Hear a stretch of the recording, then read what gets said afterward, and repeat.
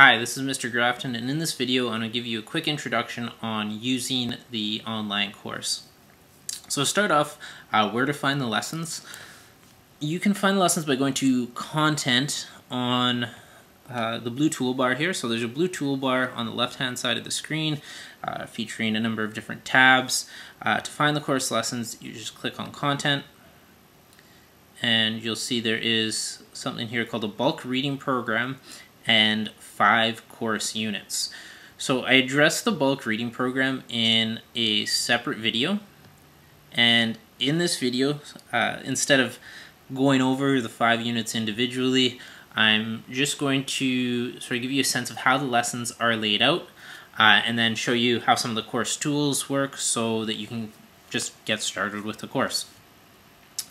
So the lessons are laid out in PDF files. And to open a lesson, all you have to do is click on the file.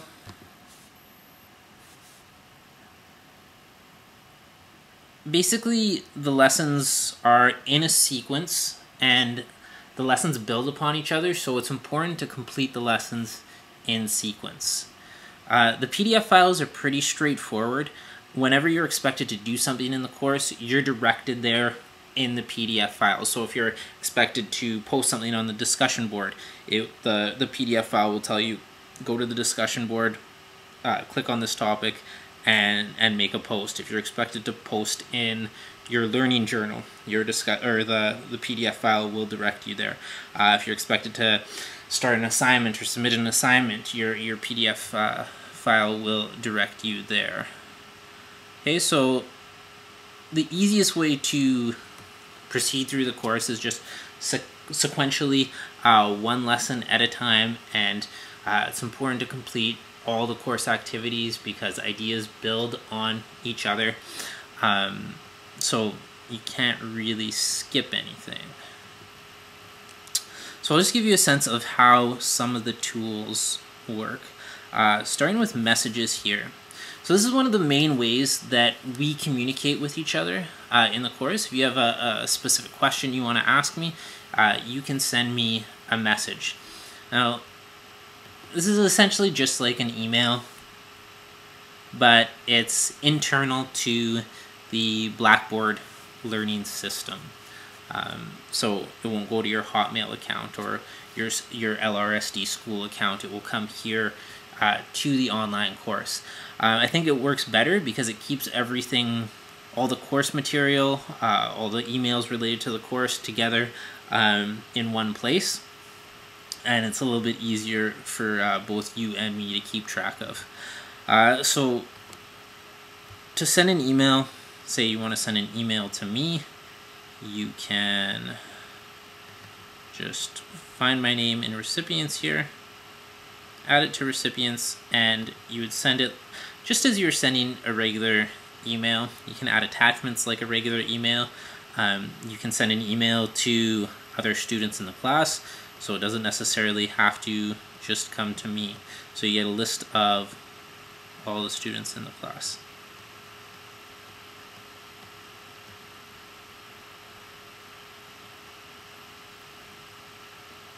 So that's messages, content we have looked at. Announcements. So anytime I want to make a whole class announcement, I'm going to post it here in announcements. You're responsible for staying on top of the course announcements. So if you go to the course homepage, this is just sort of one screen that brings a lot of the different tools together. And when you first log on to the course, this is the page that you're going to be brought to. The new announcements will pop up here under my announcements.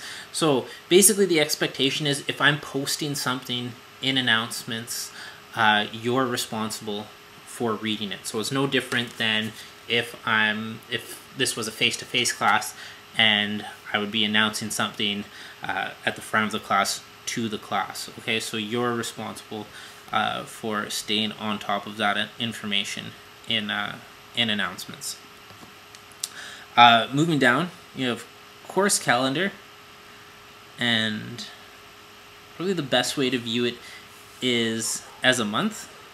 And on the course calendar, I have a timeline for completing the course. So all the due dates are posted on the calendar. When you see assignments, or when you go to the assignments tool, the due dates will also be posted in assignments.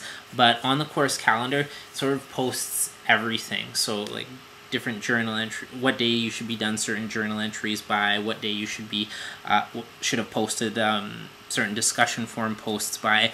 Everything is on the calendar here. So again, like with the announcements, you're responsible for staying on top of the course calendar.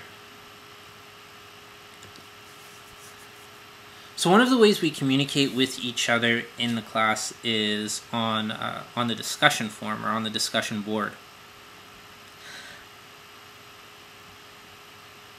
And the discussion board is pretty straightforward. It's just a threaded discussion. There are specific discussions that come up in the lessons, and you're directed towards the discussion board and asked to make posts, to contribute an opinion or ideas, and you can communicate with each other on the forum. So it's not posted right now, but I will be posting a discussion topic asking for brief self-introduction. So you're going to write a short introduction of yourself to the class. So just a sort of a quick way to get to know some of your classmates here. So moving down, we have assignments, and here you'll see all the assignments for the course. So with this, I've put the entire course up at the beginning of the year. So these are the course assignments here. I am not going to be adding courses, or not going to be adding assignments throughout the duration of the course.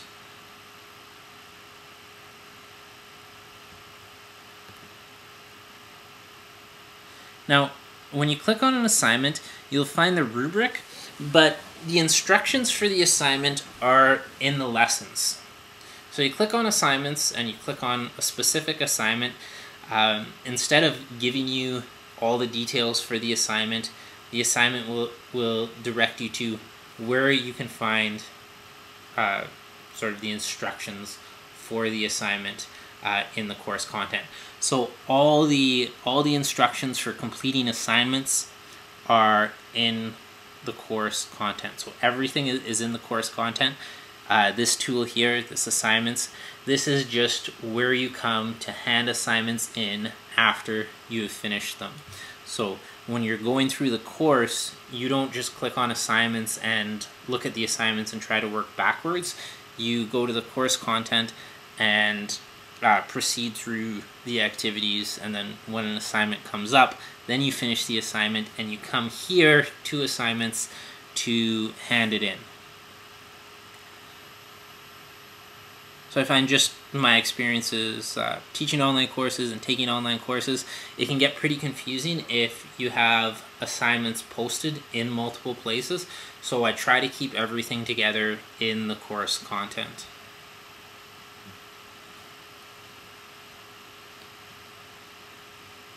Okay, moving down from assignments, you have, it's called a resource library, and you probably won't have to come here very often.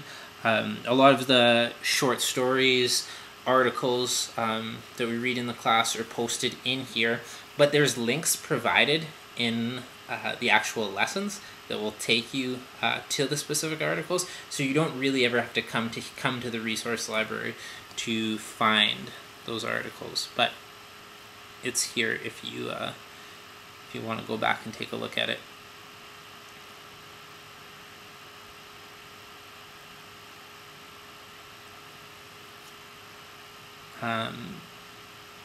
Just two more tools to discuss in this video. My grades.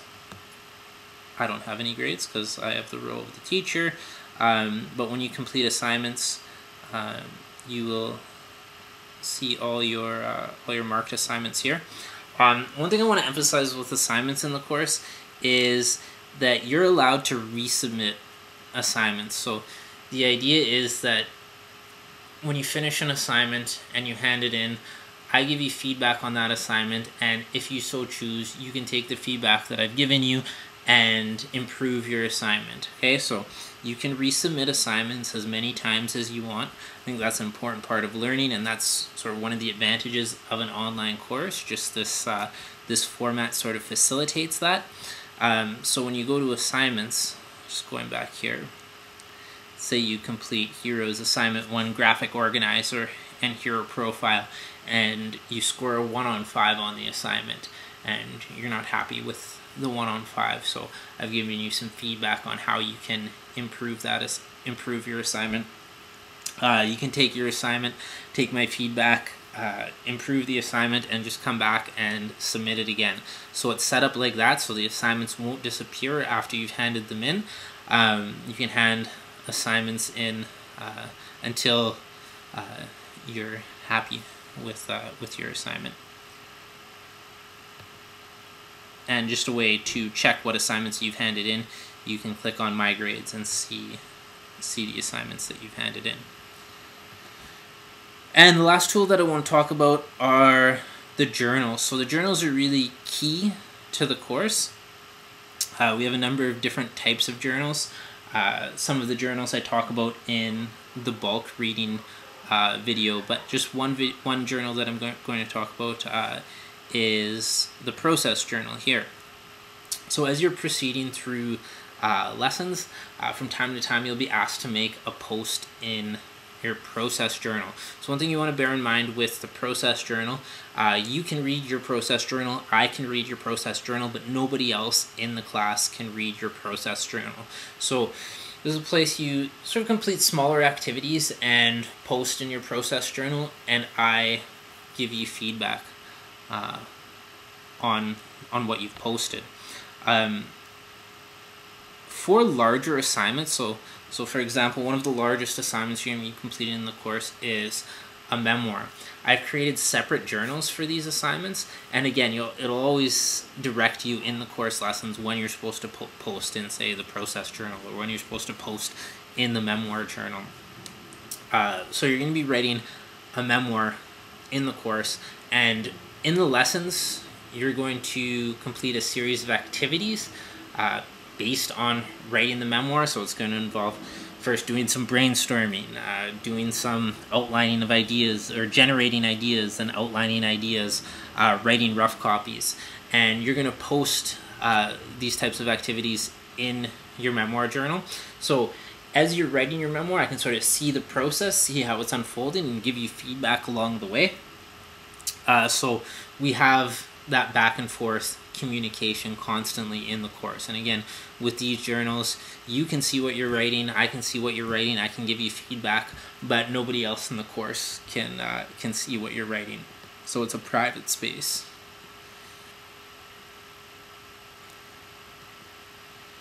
So along with the course introduction, I just gave you a list of some introductory activities to complete. So once you've completed those, you can watch the video that discusses the bulk reading program, and then you can get started with Unit 1 Heroes. Okay, so again, if you have any questions, don't hesitate to send me a message through the course mailing system. So again, click on Messages, Create Message, find my name here. Oops.